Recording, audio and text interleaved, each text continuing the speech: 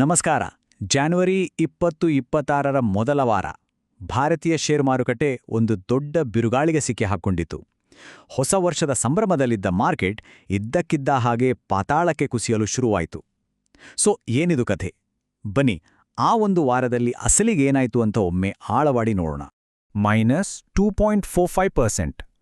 ನೋಡಕ್ಕೆ ಚಿಕ್ಕ ನಂಬರ್ ಅನ್ಸ್ಬೋದು, ಆದರೆ ಇದು ನಿಫ್ಟಿ 50 ತನ್ನ ಆಲ್ ಟೈಮ್ ಹೈ ತಲುಪಿದ ಕೆಲವೇ ದಿನಗಳಲ್ಲಿ, ಅಂದ್ರೆ ಒಂದೇ ವಾರದಲ್ಲಿ ಕಂಡ ಕುಸಿತ.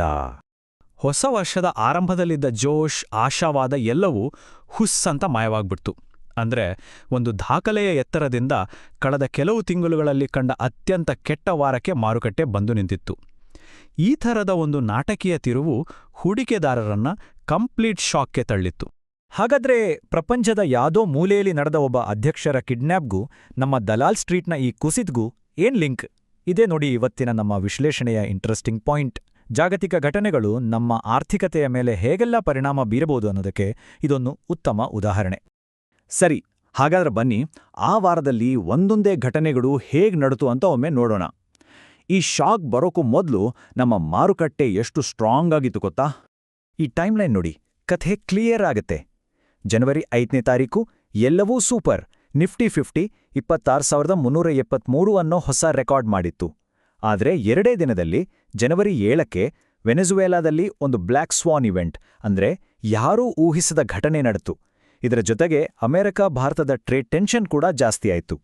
ಪರಿಣಾಮ ಜನವರಿ 8ಕ್ಕೆ ಕಳೆದ 4 ತಿಂಗಳಲ್ಲೇ ಅತಿ ದೊಡ್ಡ ಒಂದೇ ದಿನದ ಕುಸಿತ. ಕೊನೆಗೆ ಶುಕ್ರವಾರ ಬರೋವಷ್ಟರಲ್ಲಿ ನಿಫ್ಟಿ 2.45% ಕೆಳಗೆ ಬಿದ್ದು ಹೊಸ ವರ್ಷದ ಎಲ್ಲಾ ಲಾಭವನ್ನು ಕಳ್ಕೊಂಡಿತ್ತು. ಮೊದಲನೇ ಆಘಾತ ಬಂದಿದ್ದು ವೆನೆಜುವೆಲಾದಿಂದ.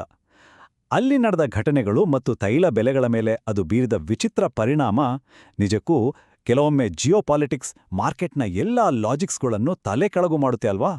ಜನವರಿ 7 ವೆನೆಜುವೆಲಾದ ಅಧ್ಯಕ್ಷ ನಿಕೋಲಸ್ ಮಡುರೋ ಅವರನ್ನೇ ಸೆರೆ ಹಿಡಿಯಲಾಯಿತು.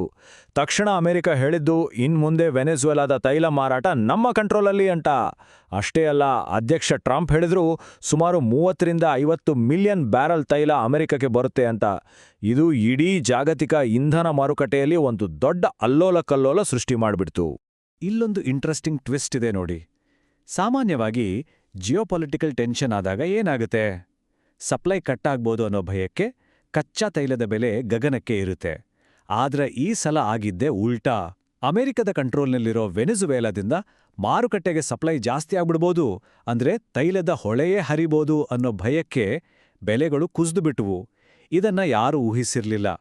ಈ ಘಟನೆಯ ಮಹತ್ವ ಎಷ್ಟಿತ್ತು ಅನ್ನೋದಕ್ಕೆ ಜೆ.ಪಿ. ಮಾರ್ಗನ್ ಅವರ ಈ ಮಾತುಗಳೇ ಸಾಕ್ಷಿ. ಅವ್ರು ಹೇಳೋ ಪ್ರಕಾರ ವೆನೆಜುವೆಲಾದಲ್ಲಿನ ಆಡಳಿತ ಬದಲಾವಣೆ 2026-27 ಮತ್ತು ಅದರ ನಂತರದ ಜಾಗತಿಕ ತೈಲ ಪೂರೈಕೆಗೆ ಸಿಗಬಹುದಾದ ಅತಿ ದೊಡ್ಡ ಪಾಸಿಟಿವ್ ಅಂಶಗಳಲ್ಲಿ ಒಂದಾಗ್ಬೋದು ಅಂತ. ವೆನೆಜುವೆಲಾದ ಕಥೆ ಒಂದೆಡೆ ಆದರೆ, ಅದೇ ಸಮಯದಲ್ಲಿ ಭಾರತದ ಮಾರುಕಟ್ಟೆಗೆ ನೇರವಾಗಿ ಬಂದು ಅಪ್ಪಳಿಸಿದ ಇನ್ನೊಂದು ದೊಡ್ಡ ಶಾಕ್ ಇತ್ತು. ಅದು ಅಮೆರಿಕಾದಿಂದ ಬಂದ ಒಂದು ಟ್ರೇಡ್ ವಾರ್ ಬೆದರಿಕೆ. ಅಮೆರಿಕದಲ್ಲಿ ಸ್ಯಾಂಕ್ಷನಿಂಗ್ ರಷ್ಯಾ ಆಕ್ಟ್ ಆಫ್ 2025 ಅನ್ನೋ ಒಂದು ಮಸೂದೆಯನ್ನು ಪ್ರಪೋಸ್ ಮಾಡಿದ್ರು. ಇದ್ರ ಉದ್ದೇಶ ಸಿಂಪಲ್: ಯಾವ ದೇಶಗಳು ರಷ್ಯಾದಿಂದ ಪೆಟ್ರೋಲಿಯಂ ಮತ್ತು ಯುರೇನಿಯಂ ತರಿಸ್ಕೊಳ್ತವೋ ಆ ದೇಶಗಳ ಮೇಲೆ ಭಾರೀ ಸುಂಕ ವಿಧಿಸೋದು.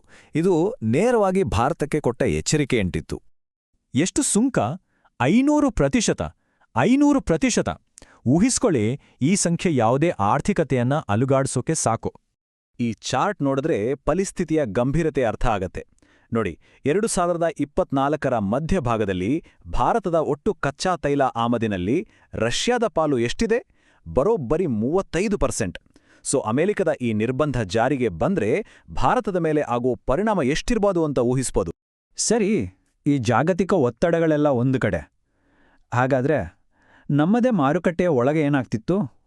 ವಿದೇಶಿ ಮತ್ತು ದೇಶೀಯ ಹೂಡಿಕೆದಾರರ ನಡುವೆ ಒಂದು ರೀತಿಯ ಜಗ್ಗಾಟವೇ ನಡೀತಿತ್ತು. ಬನ್ನಿ ಅದನ್ನು ನೋಡೋಣ. ಈ ಟೇಬಲ್ ಒಂದು ಅದ್ಭುತ ಕತೆ ಹೇಳುತ್ತೆ. ಒಂದ್ ಕಡೆ ವಿದೇಶಿ ಹೂಡಿಕೆದಾರರು ಅಂದ್ರೆ FIIಗಳು ನಮ್ಮ ಶೇರ್ಗಳನ್ನ ಮಾರಿ ದುಡ್ಡು ವಾಪಸ್ ತಗೊಳ್ತಿದ್ರು. ಇನ್ನೊಂದ್ ಕಡೆ ನಮ್ಮ ದೇಶೀಯ ಹೂಡಿಕೆದಾರರು DIIಗಳು ಮುಂದೆ ಬಂದು ಖರೀದಿಸ್ತಿದ್ರು. ನೋಡಿ, ಜನವರಿ 9ಕ್ಕೆ FIIಗಳು ಸುಮಾರು 3,769 ಕೋಟಿ ಮಾರಾಟ ಮಾಡಿದ್ರೆ, ನಮ್ಮ DIIಗರು ಅದಕ್ಕಿಂತ ಹೆಚ್ಚು, ಅಂದ್ರೆ 5,595 ಕೋಟಿ ರೂಪಾಯಿಗಳಷ್ಟು ಖರೀದಿ ಮಾಡಿದ್ರು. ಇದೇ ನಮ್ಮ ಮಾರುಕಟ್ಟೆಗೆ ಒಂದು ರೀತಿಯಲ್ಲಿ ಆಶ್ರಯ ಆಗಿದ್ದು. ಈ ಬಾರ್ ಚಾರ್ಟ್ ಆ ವಾರದ ಕಥೆಯನ್ನ ಒಂದೇ ಚಿತ್ರದಲ್ಲಿ ಹೇಳುತ್ತೆ. ವಿದೇಶಿ ಹೂಡಿಕೆದಾರರು ಮಾರಾಟದ ಒತ್ತಡ ಹೇರಿದ್ರೆ, ನಮ್ಮ ದೇಶೀಯ ಹೂಡಿಕೆದಾರರು ಒಂದು ಡೊಮೆಸ್ಟಿಕ್ ಶೀಲ್ಡ್ ತರ, ಅಂದ್ರೆ ಒಂದು ರಕ್ಷಾ ಕವಚದ ಹಾಗೆ ನಿಂತು ಮಾರುಕಟ್ಟೆ ಮತ್ತಷ್ಟು ಕುಸಿಯದಂತೆ ತಡೆದರು. ಆದರೆ ಈ ಮಾರಾಟದ ಪರಿಣಾಮಗಳು ಬೇರೆ ಕಡೆನೂ ಕಾಣಿಸ್ತು. ಅಮೆರಿಕನ್ ಡಾಲರ್ ಎದುರು ನಮ್ಮ ರೂಪಾಯಿ ಮೌಲ್ಯ 89.97ಕ್ಕೆ ಇಳೀತು. ಮಾರುಕಟ್ಟೆಯ ಭಯವನ್ನ ಅಳೆಯೋ ಇಂಡಿಯಾ ವಿಕ್ಸ್ 15%ಕ್ಕಿಂತ ಜಾಸ್ತಿ ಜಂಪ್ ಆಯಿತು. ಅಷ್ಟೇ ಅಲ್ಲ, ಮಿಡ್ ಕ್ಯಾಪ್ ಮತ್ತು ಸ್ಮಾಲ್ ಕ್ಯಾಪ್ ಸ್ಟಾಕ್ಗಳು ಇನ್ನೂ ಹೆಚ್ಚು ಹೊಡೆತ ತಿಂದುವು. ಹಾಗಾದ್ರೆ ಇಷ್ಟೆಲ್ಲ ಆದ್ಮೇಲೆ ಮುಂದೇನ್ ಕಥೆ? ಈ ಅನಿಶ್ಚಿತತೆಯ ನಡುವೆ ಲಾಂಗ್ ಟರ್ಮ್ ದೃಷ್ಟಿಕೋನ ಹೇಗಿದೆ? ನೋಡಿ, ಈ ವಾರದ ಗಲಾಟೆ ಗೊಂದಲಗಳ ಮಧ್ಯೆಯೂ ಮಾರ್ಗನ್ ಸ್ಟ್ಯಾನ್ಲಿ, ಗೋಲ್ಡ್ಮನ್ ಸ್ಯಾಕ್ಸ್ನಂತಹ ದೊಡ್ಡ ದೊಡ್ಡ ಸಂಸ್ಥೆಗಳು ಭಾರತದ ಮಾರುಕಟ್ಟೆ ಬಗ್ಗೆ ದೀರ್ಘಾವಧಿಯಲ್ಲಿ ಪಾಸಿಟಿವ್ ಆಗಿಯೇ ಇವೆ.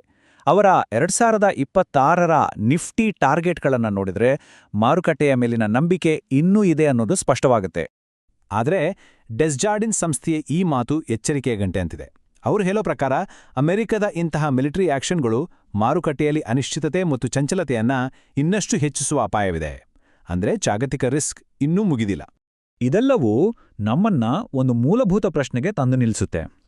ಇಷ್ಟೊಂದು ಕನೆಕ್ಟ್ ಆಗಿರೋ ಇವತ್ತಿನ ಜಗತ್ತಿನಲ್ಲಿ ಯಾವುದೇ ಒಂದು ದೇಶದ ಮಾರುಕಟ್ಟೆ ನಿಜವಾಗಲೂ ಸಂಪೂರ್ಣ ಸ್ವತಂತ್ರವಾಗಿ ಸ್ವಾವಲಂಬಿಯಾಗಿರೋಕೆ ಸಾಧ್ಯನಾ? ಆ ಒಂದು ವಾರದ ಘಟನೆಗಳು ಈ ಪ್ರಶ್ನೆಗೆ ಉತ್ತರ ಅಷ್ಟು ಸುಲಭವಲ್ಲ ಅಂತ ತೋರಿಸ್ಕೊಟ್ಟು.